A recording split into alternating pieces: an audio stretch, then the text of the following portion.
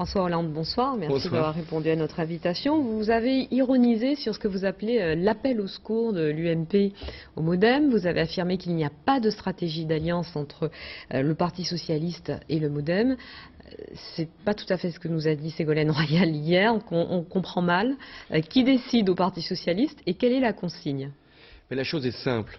Nous avons fait, 48 ou 49% des voix. Vous avez rappelé les chiffres. Donc s'il faut avoir une majorité, il le faudra bien au second tour, c'est autour de nous, si on veut voter clairement pour un changement, que les électeurs vont se mobiliser.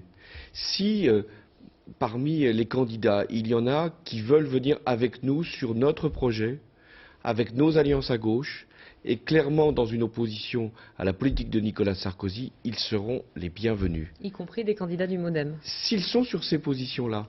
Mais je note bien, et vous avez donné beaucoup de reportages, qu'il y a autant de positions du MoDem qu'il y a de villes en France. Alors, pas besoin de faire une alliance quelconque, il s'agit simplement, pour nos candidats ville par ville, d'être dans cet état d'esprit, c'est-à-dire vouloir le changement dans la clarté et en rassemblant au plus large. Est-ce que vous avez la possibilité, dans certaines villes, d'attendre comme ça sereinement que le MoDem vienne à vous et non pas d'aller vers le MoDem dans des villes comme Saint-Étienne ou comme Strasbourg ou encore comme Marseille où le résultat est quand même très serré et finalement l'appui du MoDem pourrait vous aider à faire basculer ces villes dans votre camp? D'abord, nous avons commencé à nous adresser à nos alliés naturels. À Strasbourg, les Verts, à Paris, Bertrand Delanoë avec ses anciens adjoints Verts. Mais Bertrand Delanoë est quand même un peu plus tranquille à Paris, a priori. Mais même à Strasbourg, nous sommes, disons, au large. Mais quand même, nous gardons cet état d'esprit. D'abord nos alliés naturels, puis après les autres, sur des listes qui peuvent être diverses, d'ailleurs pas simplement MoDem, il y a aussi des listes plus à gauche qui disent nous voulons aussi participer à un travail au plan local. Nous ne partageons pas toutes vos convictions, mais en même temps, nous pensons que sur les transports, sur le logement, sur l'accueil de la petite enfance, on peut changer la vie au quotidien dès à présent. Ça, c'est notre état d'esprit. Venir sur un projet avec des alliances qui sont à gauche et clairement dans l'opposition à Nicolas Sarkozy. Alors la majorité, et par la voix des élus UMP, vous accuse de préparer ce que Jean-François Copé appelle une TVA municipale, c'est-à-dire d'être le parti qui fera exploser les impôts locaux.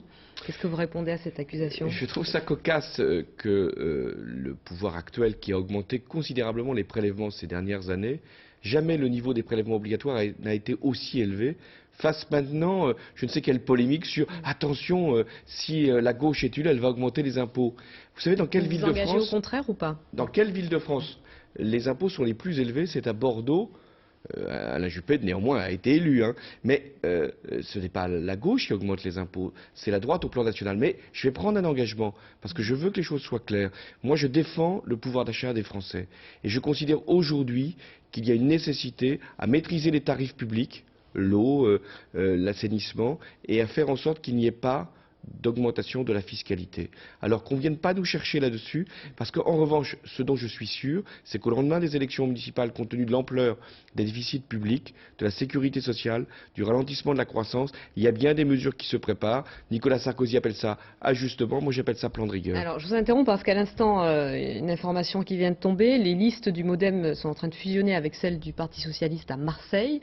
C'était déjà le cas dans des villes comme Chartres et Asnières. C'est-à-dire que ce genre de rapprochement est tout à fait envisageable. Sur les bases que j'ai indiquées, ce n'est pas étonnant d'ailleurs à Marseille, le reportage rappelait que Jean-Luc Benamias était l'ancien dirigeant des Verts, passé au MoDem. C'est une vraie bonne nouvelle pour vous, ce ralliement du MoDem à Marseille? Sur le projet de Jean-Noël Guérini, je préfère des fusions de listes sur la clarté, sur des projets politiques, plutôt que la lettre de Nicolas Sarkozy qui arrive sur le bureau de Jean-Claude Gaudin à la veille d'un scrutin. Écoutez, franchement, je préfère la clarté politique que l'embrouille, y compris par voie de courrier. Merci Merci François Hollande.